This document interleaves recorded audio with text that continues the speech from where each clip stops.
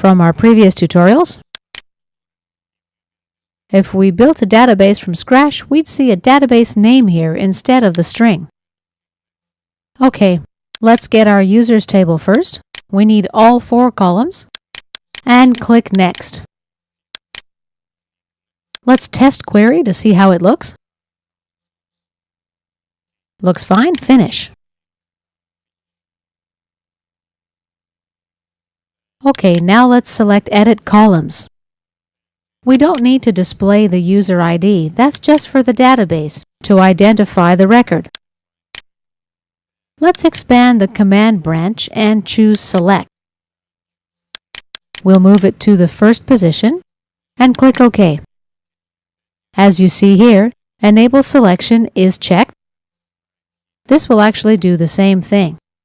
Let's select Auto Format, choose Black and Blue 1, and click OK. Let's resize it a little bit. Now let's use another grid view control. From the Choose Data Source drop-down menu, I'll choose New Data Source. Select Database. OK. Connection string. Next, here I'll opt to specify a custom SQL statement or stored procedure. Next.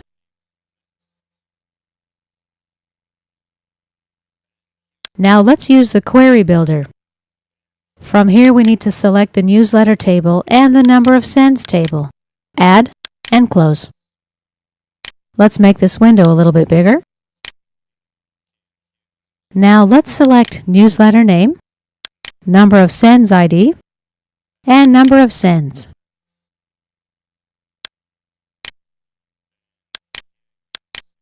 From here, I'm also going to select, let me just drag this out a bit, number of sends user ID. We're not going to display it, but we're going to filter by the user ID. Based on the user ID, we're going to pull our newsletter names and the number of times this letter has been issued to a particular user.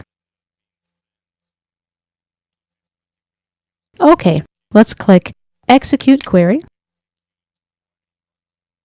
The user ID, let's enter user 1 and click OK. Here we have our results.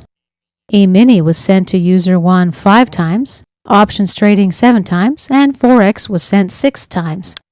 Let's click Execute Query again. Let's enter user number 4. I know nothing's been sent to this user yet. As a result, nothing is returned back to us. Let's click OK now. Click Next. Now let's select a parameter source from where we'll get our user ID. We're going to choose Control. The control ID will be GridView 1. Next. Here we can test our query. Let's enter 2 for the user ID and click OK. Everything seems to be fine. Let's click Finish. Now let's go to Auto Format, Black and Blue 1. OK.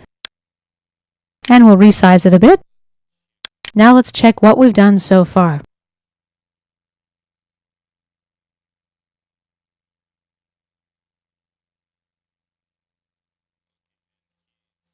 And here's our display of Grid View 1. I see Grid View 2. Grid View 2 shows the newsletter name and the number of sends. I'm going to be deleting the third column, Number of Sends ID. Let's resize our browser a little bit. And let's get back to Visual Studio. Okay, select Edit Columns. Let's make the same modifications we made with Grid View 1.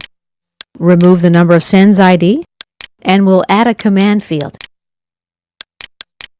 Let's move it up. OK. And OK.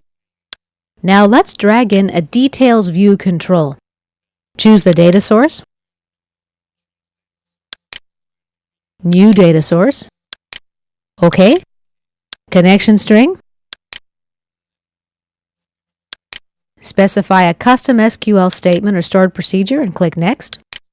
Query Builder. Add newsletter and the number of sends table. And click Add. Close. Let's resize this a little bit. Here I'm going to select the newsletter name and the number of sends. Under the column section, we'll filter by the number of sends ID.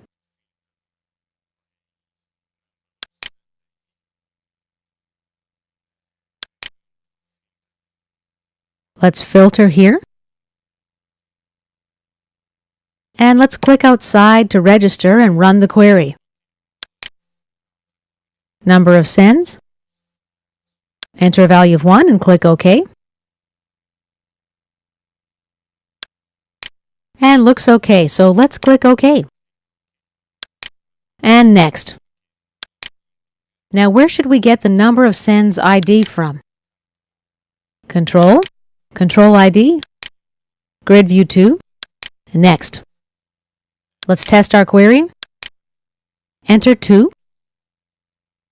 OK. Looks fine, let's finish. And let's go to Auto Format now. Choose Black and Blue 1. Click OK, and let's test it out now.